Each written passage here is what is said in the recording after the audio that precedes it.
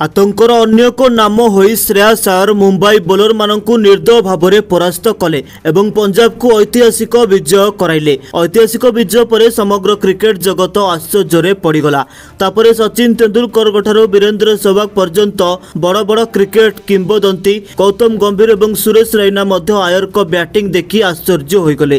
तापर समस्त अभिज्ञ खिलाड़ी अय्यर को प्रशंसा करने समय रोहित शर्मा को टार्गेट करिसेंती एवं एभली किछि कहिसेंती जा सुनिबा परे मध्य आपण विश्वास करिवे नाही। तेबे समस्त अभिज्ञ खिलाड़ी अय्यर को प्रशंसा करने समय कौन कहिसेंती सेमाने रोहित शर्मा को ऊपर काहेकि रागी गले आमे निश्चित भाव में भिडियो रे आपण को आईपीएल अभिज्ञ सचिन सहवाग सुरेश रैना एवं गंभीर को संपूर्ण बयान देखाइबाकू जाउछु। किंतु बंधुगण या पूर्व आपण समस्ते कौन भाबुचंती एथर केउ दल आईपीएल ट्रॉफी जितिबो आपणक मत गोटे कमेंट करंतु। बंधुगण आईपीएल 2025 क्वालिफायर द्वितीय मैच रे उत्साहर समस्त सीमा पार हो गला। हाँ बंधुगण आपणक सूचना पाई आमे आपणको कहि देउछु जे ए मैच मुंबई एवं पंजाब मध्य खेला जायतिला। प्रथमे बैटिंग करबाकू आसीथिबा मुंबई इंडियन दल पंजाब को 204 रन पहाड़ सदृश टार्गेट देइथिला। पंजाब पाई मध्यम क्रम रे बैटिंग करथिबा समय नेहाल वाधरा एवं अधिनायक श्रेयस अय्यर झड़ सृष्टि करथिले। पड़िया को आसीबा मात्रे अय्यर सिंगल एवं डबल नहीं नथिले बरं केवल चौका एवं छक्का मारिथिले। शेषरे पंजाब दलर विजय पाई 12 बॉल रे 23 रन आवश्यक थिला। अय्यर गोटी ओभर रे 4टी छक्का मारी पंजाब को ऐतिहासिक विजय देथिले एवं फाइनल ले मध्य पहुंचाइथिले। जेतेबेले पंजाब दल मुंबई को परास्त करी फाइनल ले पहुंचिला सेतेबेले समग्र क्रिकेट जगत रे हईचई सृष्टि होइगला। सेतेबेले सचिन तेंदुलकर ठारू आरंभ करी वीरेंद्र सहवाग पर्यंत बड़ बड़ आईपीएल किंबदंती गौतम गंभीर एवं सुरेश रैना मध्य अय्यर को प्रशंसा करने सहित रोहित शर्मा को टार्गेट करी आश्चर्यजनक बयान देइछंती। तेणु वीडियो शेष पर्यंत रुहंतु आमे आपणको समस्त किंबदंती संपूर्ण बयान देखाइबो।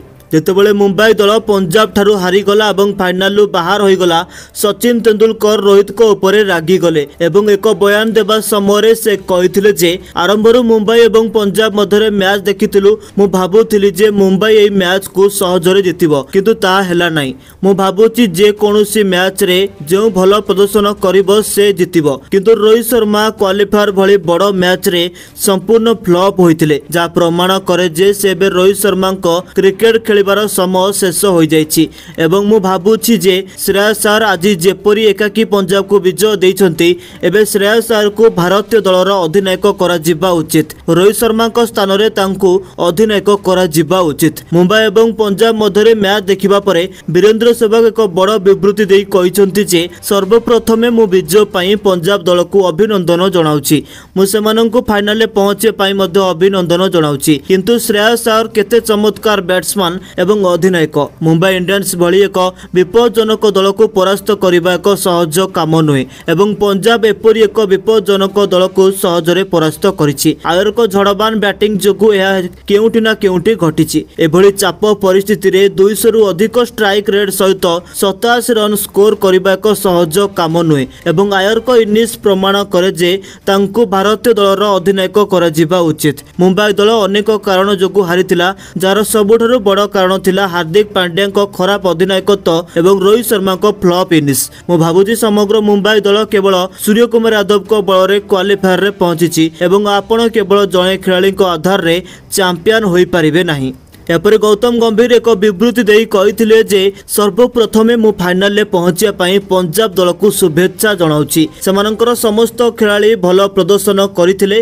प्रथमे सेमानंकर बोलर माने कोनोसी बड़ स्कोर करबाकू देइ नथिले। तापर अधिनायक श्रेयस अय्यर तांको बैटिंग रे समग्र मैच को उल्टाई देथिले। प्रारंभ रे लागुथिला जे पंजाब ए मैच को हारि जिवो किंतु अय्यर तांको बैटिंग रे चमत्कार करथिले। बड़ मैच रे अय्यर पहाड़ परि ठिया होइथिले एवं आजिर मैच रे मध्य जेतेबेले दल को तांकर आवश्यकता थिला जेउठारे गोटिए पार्श्व रे पंजाब रो विकेट पडुथिला अय्यर अन्य पार्श्व दृढ़ भाव में ठिया होइथिले एवं शेष पर्यंत पड़िया रे ठिया होई पंजाब को फाइनल को पहुंचाइछंती। सतरई बैट्समैन भविष्यत रे समग्र क्रिकेट जगत रे निजर नाम प्रसिद्ध करिवे। शेषरे मुंबई रो पराजय परे सुरेश रैना एक विवृत्ति देई कहिथिले जे मुंबई रो पराजय देखि मु आश्चर्य होउची। मु निजे विश्वास करि पारु नाही जे मुंबई ए मैच को पंजाब पंजाब भली दल ठारू एते सहजरे किपरि हारिगला। समस्ते जानती जे पंजाब 2-3 विकेट हराइबा मात्रे सेमानंकर संपूर्ण दल तास पैक परि खंड खंड होई जाए, किंतु आजिर मैच रे जेतेबेले पंजाब दल